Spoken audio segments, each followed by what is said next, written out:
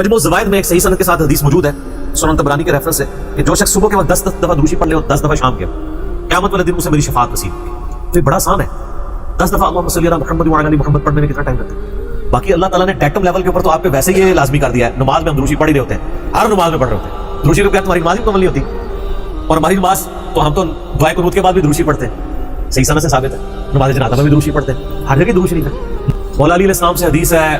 Jamia Tirmidhi में सही सनद के साथ कि नबी सल्लल्लाहु अलैहि वसल्लम ने फरमाया, वो शख्स कंजूस है जिसके सामने मेरा जिक्र हो और मुझ पर दुरूद ना पड़े, अल्लाहुम्मा सल्ली अला मुहम्मद व अला आलि मुहम्मद। और तिरमिज़ी में एक हदीस है, वो शख्स तबाह बर्बाद हो जाए जिसके सामने मेरा जिक्र हो और मुझ पर दुरूद शरीफ ना पड़े, अल्लाहुम्मा सल्ली अला मुहम्मद व अला आलि मुहम्मद। और इसके अलावा सुनन तबरानी में भी एक रवायत है,